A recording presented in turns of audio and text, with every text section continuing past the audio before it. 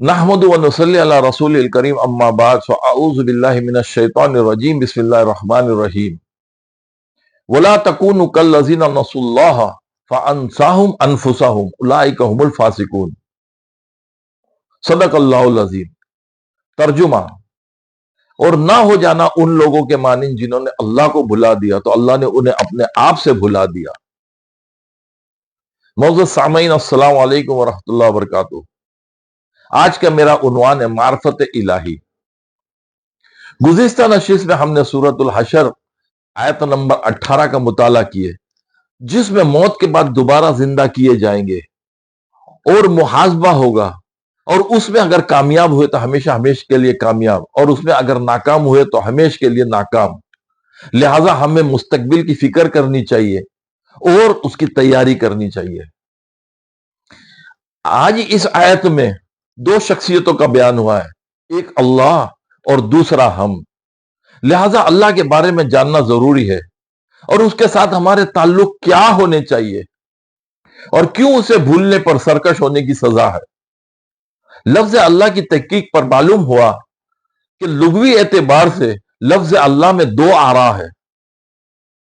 ایک یہ کہ یہ اس میں جامد اور اس میں علم ہے، یعنی یہ کسی سے حرف مادے سے نہیں بنا اور نہ ہی کسی اور لفظ سے بنا ہے، ورنہ عربی زبان میں 99% تمام الفاظ 3 روٹ لیٹر ورڈ سے بنے ہوئے ہیں۔ یہ اس میں ذات ہے اس ہستی کی جس نے سلسلہ کن و مکان کو تخلیق فرمایا، لہذا اسے یاد رکھنے کی ضرورت ہے، نہ کہ اس کے معنوں میں کھوج کھورید کرنے کی ضرورت ہے۔ دوسری آرا یہ ہے کہ یہ بھی صفاتی نام کے طرح لفظ الہ پر لام تعریف لگا کر اس کے معنی الہ حقیقی اور معبود برحق ہے۔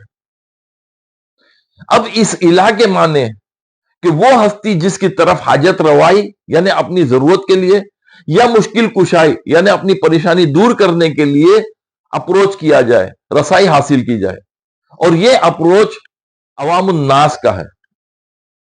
دوسرا الہ کے معنی کہ وہ ہستی جس کے بارے میں عقل حیران ہو جائے، اور اس اعتبار سے جو رسائی ہے وہ فلاسفہ کی ہے۔ اور تیسرا الہ کے معنی وہ ہستی جس سے والہانہ محبت کی جائے، اور اس اعتبار سے رسائی صوفیاء اکرام کی ہے۔ قرآن مجید سورہ نور آیت نمبر 35 اس کے آغاز میں آتا ہے، اللہ نور السماوات والارض، اللہ روشنی ہے آسمانوں کی اور زمین کی۔ اس ترجمے سے مغالطہ لاحق ہو سکتا ہے۔ اس کا جواب سورہ انعام میں ہے، پہلی آیت، الحمدللہ الذی خلق السماوات والارض، تمام حمد و ثنا اس ذات کے لیے جس نے تخلیق کی آسمانوں کی اور زمین کی، وجعل الظلمات والنور الی الآخر، اور جس نے اندھیروں اور روشنی کو بنائے۔ تو لہذا بنانے والا خود اپنے آپ کو نہیں بناتا، تو گویا نور ذات باری تعالیٰ نہیں ہو سکتا۔ ذات باری تعالیٰ کا علم ہمارے فہم، ہماری فکر، ہمارے تصور سے بہت دور ہے۔ حضرت ابوبکر صدیق رضی اللہ تعالیٰ عنہ فرماتے ہیں، العجز عن درک ذات الادراک، کہ میں عاجز ہو گیا، میں تھک گیا کہ اللہ کی ذات کو میں پہچان سکوں۔ حضرت علی رضی اللہ تعالیٰ عنہ کا قول ہے کہ والبحث عن کن ذات الاشراک، کہ اگر اللہ کی ذات کے بارے میں بحث کرو گے تو کسی نہ کسی نوع کے شرک میں ملوث ہو جاؤ گے۔ مرزا غالب فرماتے ہیں کہ ہے پرے سرحد ادراک سے اپنا مسجود، یعنی ہماری جو سوچ بچار کی جو باؤنڈری ہے اس سے بہت دور ہے ہمارا مسجود، ہمارا معبود۔ اللہ کے ذاتی نام کے بعد اب ہم آتے ہیں اللہ کی صفات کے طرف۔ ویسے تو 99 نام قرآن و حدیث سے اخذ کیے گئے ہیں، اور جو کامن نام ہے اس کو میں چھوڑ کر کچھ خصوصی نام کی طرف آپ کی توجہ دلانا چاہتا ہوں۔ سورۃ الاخلاص قل هو اللہ احد، کہہ دیجئے کہ اللہ ایک ہی ہے، یعنی وہ اکیلا ہے۔ اللہ الصمد، اللہ بے نیاز ہے، اسے کسی چیز کی حاجت نہیں ہے، اسے کسی چیز کی ضرورت نہیں، ہم اس کے محتاج ہیں۔ لم یلد، نہ اس کا کوئی بیٹا ہے، یعنی اس نے کسی کو جنا نہیں ہے۔ ولم یولد، اور نہ وہ کسی کا بیٹا ہے۔ ولم یکن لہ کفوا احد، اور اس کا نہ کوئی ہمسر ہے، نہ جوڑ ہے، نہ برابر ہے، نہ کوئی مثال میں، نہ مرتبے میں۔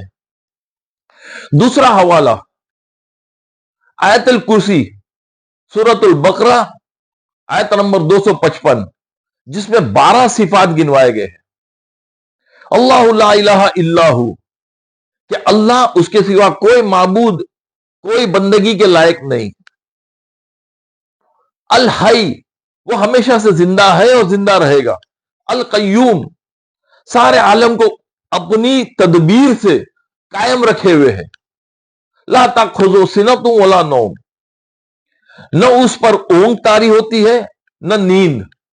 لہ ما فی السماوات و ما فی الارض، سب اسی کا ہے جو کچھ آسمانوں میں ہے اور زمین میں ہے۔ من ذا الذی یشفع عندہ الا باذنہ، کوئی سفارش نہیں کر سکتا اس کی اجازت کے بغیر، وہ غالب ہے، ڈومینیٹڈ ہے، اس پہ کوئی انفلوئنس نہیں ہوگا۔ یعلم ما بین ایدیہم وما خلفہم، وہ جانتا ہے بندوں کے جو کچھ بھی آگے ہے، سامنے ہے، اور جو کچھ بھی ان سے نظروں سے اوجل ہے، یعنی وہ الخبیر ہے۔ ولا یحیطون بشیء من علمہ الا بما شاء، اور اس کے علم میں سے کوئی احاطہ نہیں کر سکتا، اس نے جس کو جتنا علم دیا وہ اتنا ہی رہ سکتا ہے۔ اس کا ذکر سورۃ البقرہ آیت نمبر 32 میں فرشتوں کا کیا گیا ہے کہ قالوا سبحانک لا علم لنا الا ما علمتنا۔ تو فرشتے ہو، انبیاء ہو، کوئی دنیا میں ڈاکٹر ہو، فلسفی ہو، تمام لوگوں کو جتنا علم دیا وہ اس سے زیادہ اللہ کے علم میں سے احاطہ نہیں کر سکتے۔ وہ العلیم ہے۔ وسع کرسیہ السماوات والارض، اس کا اقتدار پورے زمین و آسمانوں پر ہے، یعنی کہ وہ موسٹ پاورفل ہے، اتھارٹی ہے۔ ولا یؤدہ حفظہما، زمین و آسمانوں کی حفاظت کرنے میں اور اس کو چلانے میں وہ تھکتا نہیں ہے، وہ انتھوسیاسٹک ہے۔ وہو العلی العظیم، اور وہ بلند مرتبہ والا، بڑی عظمت والا ہے۔ تیسرا حوالہ سورہ حدید آیت نمبر 3، هو الاول والآخر والظاہر والباطن وهو بكل شيء علیم، وہی اول ہے، وہی آخر ہے۔ اول اس اعتبار سے کہ جب کائنات میں کچھ بھی نہ تھا تو وہ تھا، اور آخر اس اعتبار سے کہ جب پوری کائنات کو وہ فنا کر دے گا تو وہ باقی رہے گا۔ وہ ظاہر والباطن، وہ ظاہر اس اعتبار سے کہ اپنی قدرت سے ظاہر ہے، اور باطن اپنی ذات سے وہ غیب میں ہے، پردے میں ہے۔ وہ ہوا بکل شیء علیم، اور اسے ہر چیز کا علم ہے۔ ان صفات کے بعد ہمارے ساتھ اللہ کا تعلق کیا ہے اور اس کا مطالبہ کیا ہے؟ سورہ فرقان آیت نمبر 2 میں اللہ تعالیٰ فرماتے ہیں الذی لہ ملک السماوات والارض، اسی کی بادشاہی ہے آسمانوں اور زمینوں میں۔ ولم یتخذ ولدا، اور نہ ہی اس نے بیٹا بنایا ہے۔ ولم یکن لہ شریک فی الملک، اور اس کی حکومت میں کوئی اس کا ساجیدار نہیں ہے، کوئی ایسوسیٹ نہیں ہے۔ وخلق کل شیء، اور اس نے ہر چیز کو پیدا کیا ہے، وہ ایک ہی خالق ہے اور باقی پوری اس کی مخلوق ہے۔ He is the only creator and rest all is his creation۔ فقدرہ تقدیرا، اور اپنی تمام کریشن کی اس نے تقدیر بنا دی ہے، یعنی ہر ایک کے لیے ایک ایک چیز مقدر کر دیا ہے۔ وہ انسانوں کا ہی نہیں، جانوروں کا بھی، اشیاء کا بھی۔ کوئی جانور ہے جس کے مقدر میں صرف گھاس کھانا ہے، کوئی جانور ہے جس کے مقدر میں مختلف جانور رکھے ہوئے، وہ گوشت خور ہے۔ جیسے سورج اور چاند ہے، سورج میں روشنی ہے، اس میں تمازت ہے، اس میں سولار انرجی ہے، لیکن چاند میں یہ تمام چیزیں نہیں ہیں۔ پھر اسی طرح انسان کے لیے اللہ تعالیٰ فرماتا ہے سورہ انعام آیت نمبر 165، وَهُوَ الَّذِي جَعَلَكُمْ خَلَائِفَ الْأَرْضِ، اور وہی ہے جس نے تمہیں زمین پہ خلیفہ بنایا ہے، اختیارات عطا کیے ہیں، وَرَفَعَ بَعْضَكُمْ فَوْقَ بَعْضٍ دَرَجَاتٍ، اور تمہیں ایک دوسرے پر درجہ بندی کی ہوئی ہے، گریڈیشن کیا ہوا ہے، لِيَبْلُوَكُمْ فِي مَا آتَاكُمْ، تاکہ تمہیں جانچے جو کچھ اس نے عطا کیا ہے، کسی کو بادشاہ بنایا، کسی کو فقیر بنایا، کسی کو امیر بنایا، کسی کو غریب بنایا، کسی کو صحت مند بنایا، کسی کو مریض بنایا، لہذا ہر ایک کی آزمائش ہے۔ یہاں پر شیطان وسوسہ اندازی کرتا ہے دوسرے کو دیکھ کے کہ سب سے پہلے آدمی دوسرے کا چیز دیکھ کے وہ کنوینس ہوتا ہے، اس سے متاثر ہوتا ہے۔ نمبر دو، پھر وہ اس سے تقابل کرتا ہے، کمپیئر کرتا ہے۔ نمبر تین کہ پھر وہ اس سے کمپیٹ، مقابلہ کرنا چاہتا ہے، اور پھر جب مقابلہ نہیں کر پاتا اس لیے کہ اس کی تقدیر میں نہیں ہے تو پھر وہ کمپلینٹ کرتا ہے، وہ شکایت کرتا ہے۔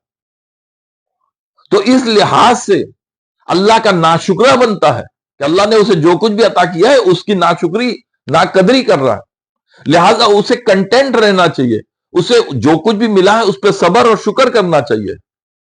تو یہ 5C کا فارمولا یاد رکھے: conveyance, compare, compete, complaint, content. اور اللہ کی ایک صفت ہے جو ہمارے لیے اس میں 8 چیزیں موجود ہے، اور وہ ہے رب، کہ ہم سب کا رب اللہ ہے۔ سورہ شعراء آیت نمبر 77 سے آیت نمبر 83، جس میں بتایا گیا ہے کہ الا ربی، کہ سوائے میرے رب کے، اور میرے رب کون ہے؟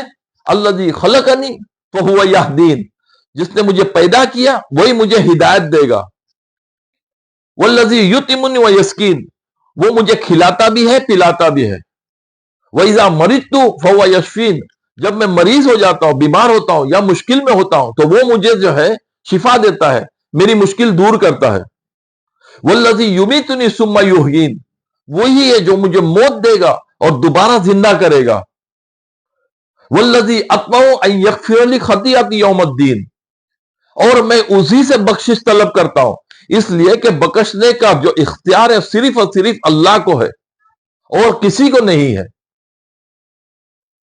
اور آخر میں دعا، کہ میں دعا کرتا ہوں تو وہ صرف اور صرف اللہ سے۔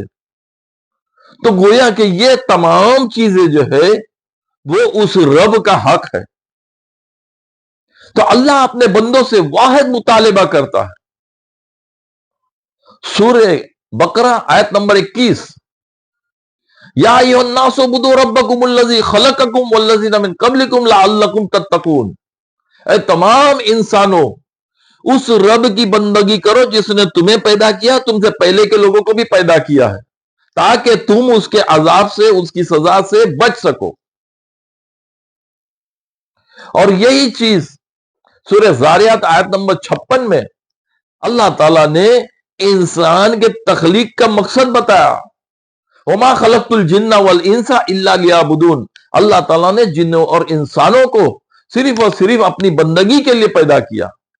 بندگی یعنی کہ اس کا حکم ماننا، ان الحکم الا للہ، صرف اور صرف اسی کا حکم چلے گا۔ لہذا سورہ قصص آخری آیت، آیت نمبر 88، جس میں اللہ تعالیٰ اپنے بندوں سے نصیحت کرتے، اسے حکم دیتے ہیں کہ وَلَا تَدْعُ مَعَ اللَّهِ إِلَٰهًا آخر، اللہ کے علاوہ کسی اور کو نہیں پکارنا، نہیں اس کی ورشپ کرنا، نہیں اس کی بندگی کرنا۔ لا الہ الا ہو، دیگر کوئی بھی الہ نہیں ہے سوائے اس کے۔ کل شیء ہالک الا وجہہ، تمام چیز دنیا میں فنا ہونے والی ہے، سب ختم ہونے والی ہے سوائے تیرے رب کے۔ لہ الحکم، حکم اسی کا ہی چلے گا، وہ الیہ ترجعون، اور تمہیں اسی کی طرف لوٹ جانا ہے۔ تو اس اعتبار سے اگر اللہ کو بھلا دیے تو اللہ پھر سزا دے گا، اور وہ سزا یہ ہے کہ ہمیں اپنے آپ سے بھلا دے گا۔ اور ہمیں اپنے آپ سے بھلانے کا مطلب کیا ہے؟ اس کی تشریح انشاءاللہ اگلی نشست میں کروں گا۔ وآخر الدعوان الحمدللہ رب العالمین۔